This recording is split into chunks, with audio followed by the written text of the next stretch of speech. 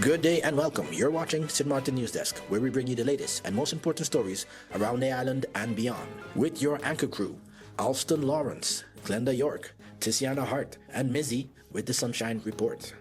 This broadcast is brought to you by TV15 and proudly produced by Great Bay Media Studios in Philipsburg, Sint Maarten. And now, let's jump straight into today's top headlines.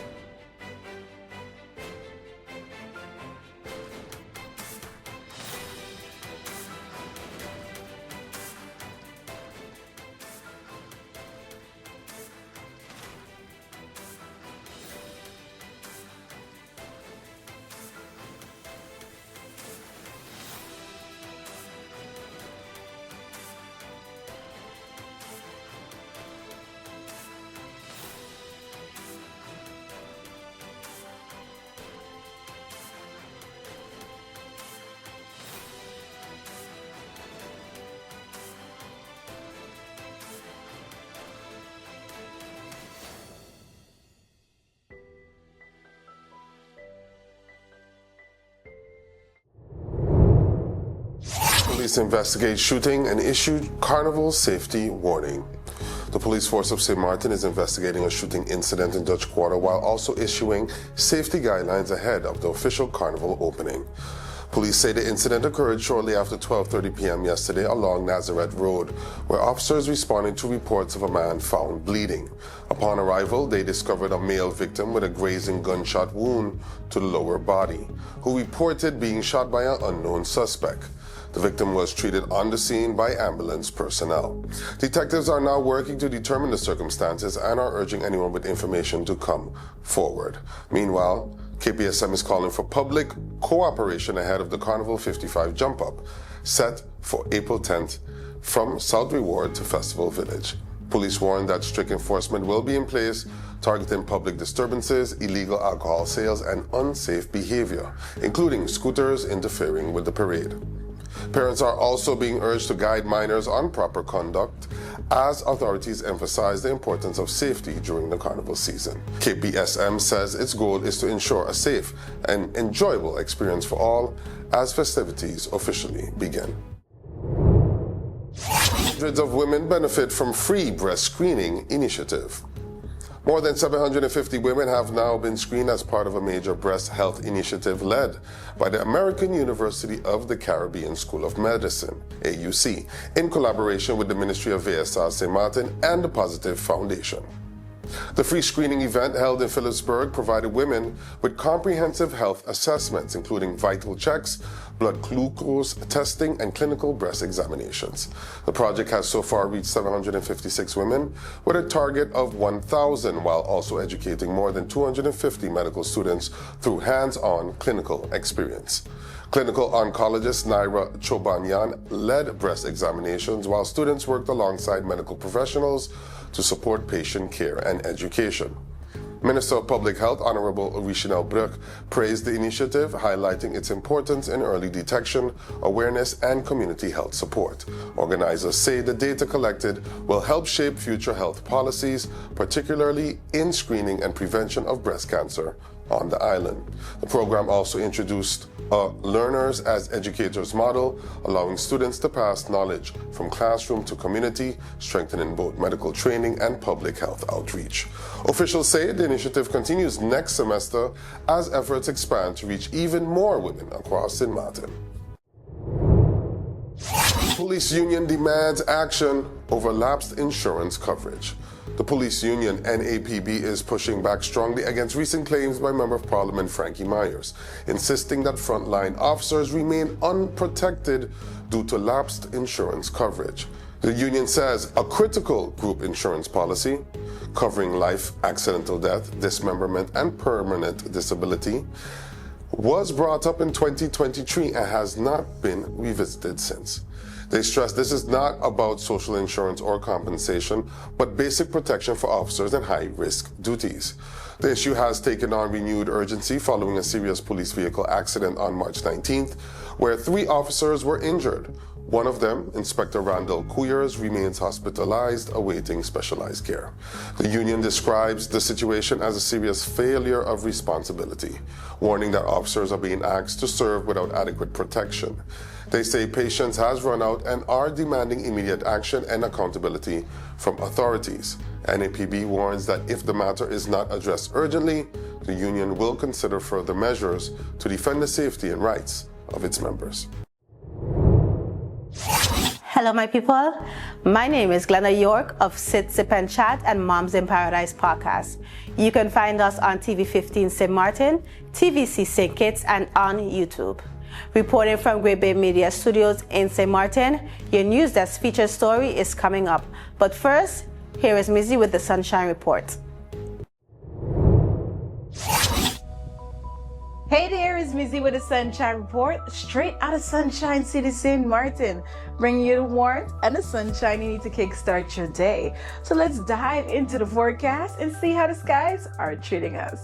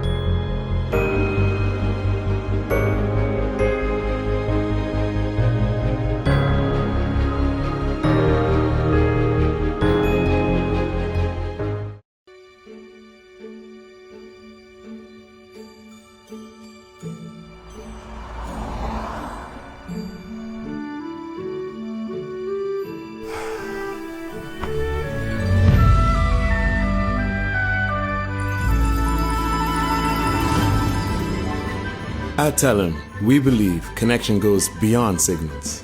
It's about people. From every call, every laugh, Hi, Merry Christmas. Thanks for calling. every moment shared across our island, Game time. we're reminded this network was built by Sint Maarten for Sint Maarten. I couldn't. Oh, I got you. Don't worry, man. We're good. When are you coming to St. Maarten? All right, let's go. Go, go, go, go, go, go, go, go, go, go. Here's to staying connected to what matters most. Your connection, your Christmas.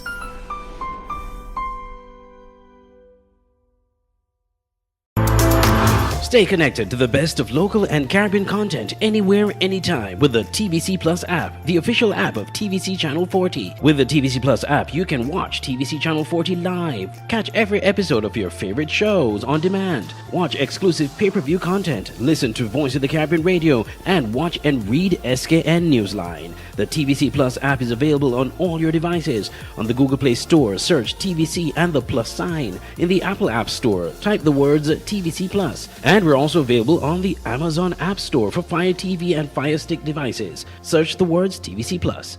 Download today and take TVC Channel 40 wherever you go. All right, don't miss NEWSDESK, weekdays at 11 a.m. and 5 p.m. on TVC. St. Kitts to the world, now streaming everywhere. The airport unveils Hub Lounge for Smart 2026. Princess Juliana International Airport is set to play a major role at SMART 2026, unveiling a new concept designed to strengthen its position as a regional travel hub. The airport will introduce a hub lounge, a central meeting space where airlines, travel partners, and destination stakeholders can connect through walk-in visits and scheduled appointments. The initiative was announced in collaboration with the St. Maarten Hospitality and Trade Association, SHTA, along with key tourism partners on both sides of the island. Airport CEO Michael Cleaver says the airport aims to further establish itself as a gateway for regional connectivity and stay over tourism while enhancing its role in the wider community. SMART, now in its 19th edition, continues to attract international partners, with last year's event drawing participants from 29 countries and destinations. Organizers say the 2026 edition is already seeing strong demand, with nearly 80% of booths reserved, and new features including a small hotels plaza and the return of the green room, focused on sustainability.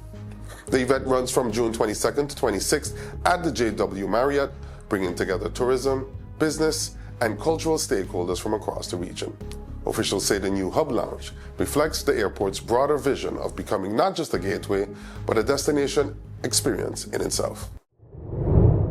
Southwest Airlines lands in St. Maarten, a major boost to air connectivity as Southwest Airlines officially launches non-stop service to the island. The inaugural flight from Orlando touched down at Princess Juliana International Airport, introducing daily non-stop service between Orlando and St. Maarten. The new route connects the island directly to one of the United States' busiest travel hubs, with access to more than 45 destinations across Southwest's network. Airport officials say this milestone is the result of years of planning and collaboration, with discussions dating back to 2012. CEO Michael Cleaver described the launch as a defining moment, strengthening St. Maarten's position as a Caribbean hub. Minister of TEAD, the Honorable Grisha Heilige Martin, says the new service connects the island to greater opportunity, improving access for tourists, the Caribbean diaspora, and business travel.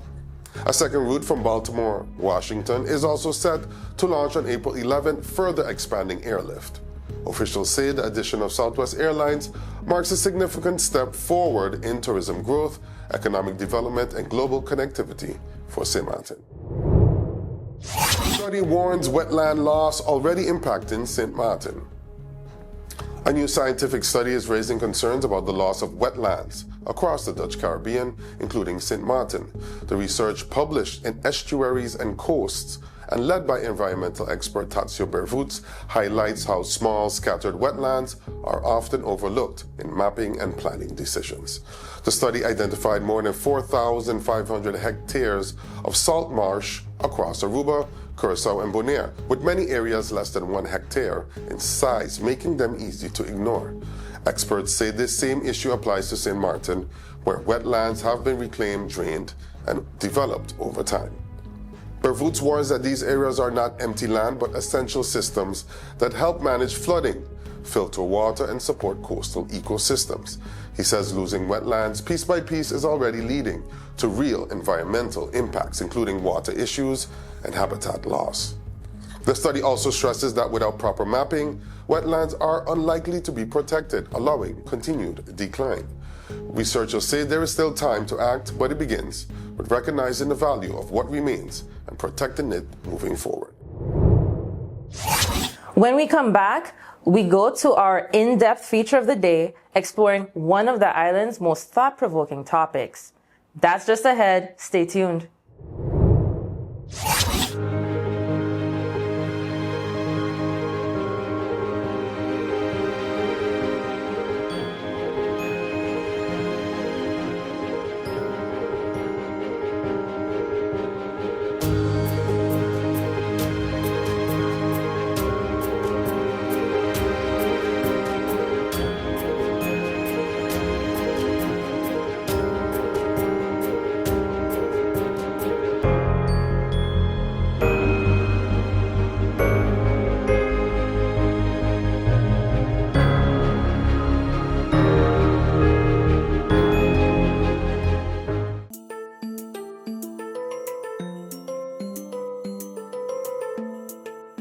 You know, we all talk about having rights. And yeah, we do. We have the right to be safe, The right to learn and get an education, The right to speak up and be heard. The right to dream big and build our future. But listen, rights don't stand alone. We also have responsibilities. Real talk, if we want respect, we gotta give respect too.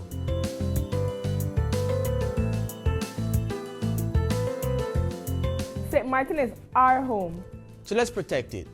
Keep our beaches clean, our streets clean, and show love to nature. Healthy island, healthy future.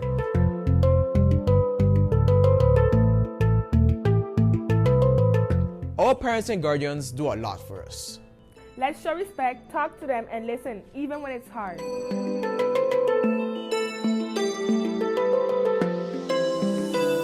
School prepares us for life. So we show up, we stay focused, and we put in effort. We want opportunities, so we work for them.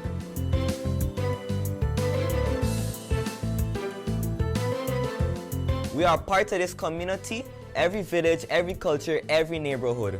Let's be kind, positive, and supportive. A stronger community starts with us.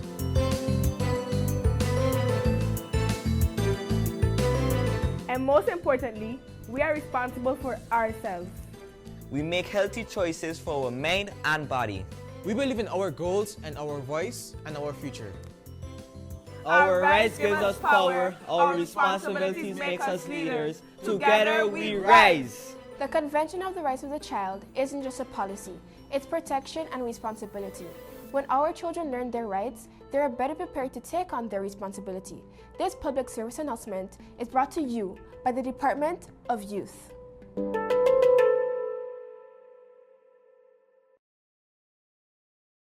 Let's put everything on the table. People always give their opinion, and you can either take it or crunch it. Let them judge. We give in to the most irresistible flavor. We devour every nugget that falls in our hands, especially when it's our crunchy fried chicken. And let the crumbs fly if needed. Let them keep judging. We'll keep indulging. KFC, it's finger licking good.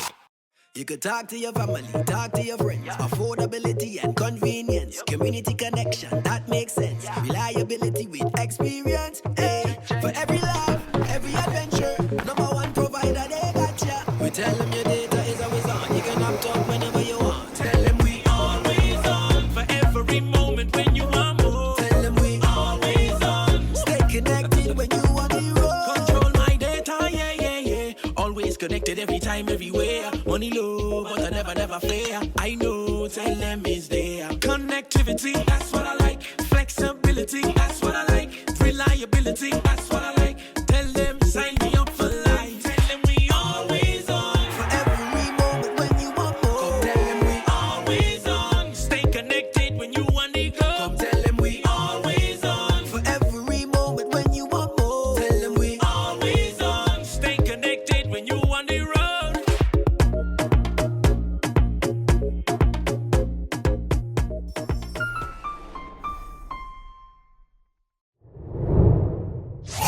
Before we wrap up, we take a moment each day to check in with our neighbors across the region. There's always a story worth paying attention to. Here's today's regional headline. In our regional update, subsidy launch to preserve historic homes in the Dutch Caribbean. A new subsidy program is being introduced across the Caribbean Netherlands to support the preservation of historic homes on Bonaire, Sint Eustatius, and Saba. The Dutch government has announced a one-time fund of $1.1 million aimed at helping property owners restore and maintain monumental residences. Applications for the subsidy will open in September 2026. Applications for the subsidy will open in September 2026. Officials say the initiative addresses long-standing challenges faced by homeowners, including high maintenance costs, limited access to materials, and expensive transportation linked to island living. The program will be managed by the Cultural Heritage Agency of the Netherlands and will focus on homes requiring major restoration. Property owners can receive funding of up to $100,000 provided restoration costs exceed $25,000. Importantly, the scheme also includes buildings that may not yet have official monument status but still hold cultural or historical value. Authorities say the goal is not only to protect physical structures, but to preserve the identity and heritage of the islands, ensuring that these historic homes continue to reflect the region's cultural story for future generations. That's the latest from across the Caribbean, Netherlands. Shout out to our viewers in Statia, Sabo, Bonaire, Aruba, Curaçao, Sint Maarten, and entire Dutch Caribbean. Here's an island fact. Traditional Caribbean homes, especially in Saba and Statia, were often built with elevated foundations and steep roofs, designed to stay cool and withstand strong winds long before modern construction methods.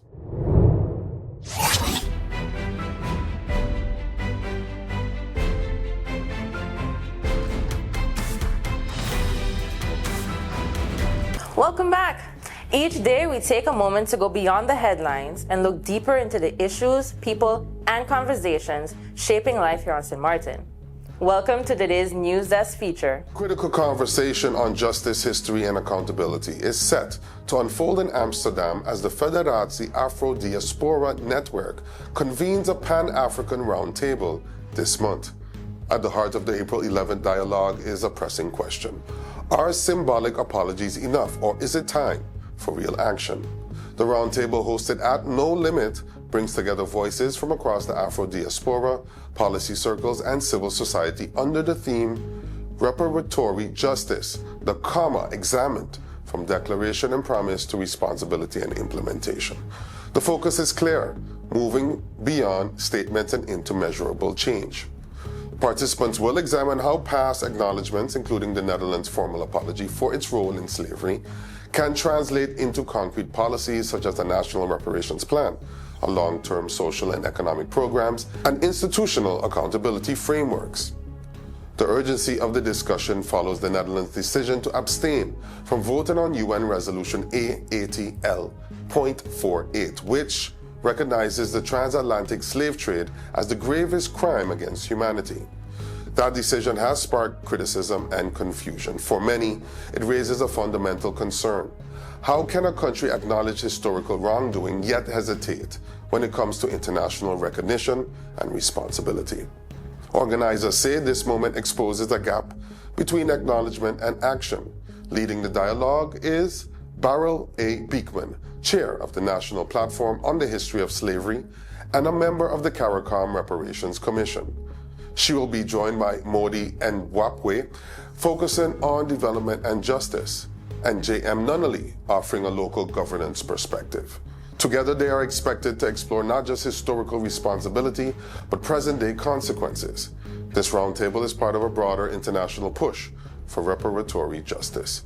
Across the Caribbean, Europe, and the wider diaspora, governments and institutions are facing increasing pressure to address economic disparities linked to slavery, recognize generational trauma and structural inequality, and implement policies that go beyond symbolic gestures. The Caribbean, in particular, has been at the forefront, with regional bodies like the CARICOM Reparations Commission continuing to advocate for structured reparation frameworks. The Amsterdam dialogue comes at a time when conversations around slavery, colonialism, and justice are gaining renewed momentum globally, but organizers stress that discussion alone is no longer enough. The real test is whether governments are willing to align policy with past apologies, commit resources to long-term change, and accept accountability on an international stage. FADN is expected to release an official statement following the roundtable outlining recommendations and next steps. The event is open to the public and media, signaling a push for transparency and broader engagement. But beyond the room in Amsterdam, the implications are far-reaching, because this is no longer just about history. It's about what happens next, and whether countries like the Netherlands are ready to move from words to responsibility. That's all the time we have for today's edition of Sint Maarten NEWSDESK. Thank you so much for joining us. Remember, new episodes premiere every weekday at 8 a.m. on TV15 and across all our social media platforms. From all of us here at NEWSDESK, we wish you a fantastic week ahead. Until next time, stay friendly, Sint Maarten.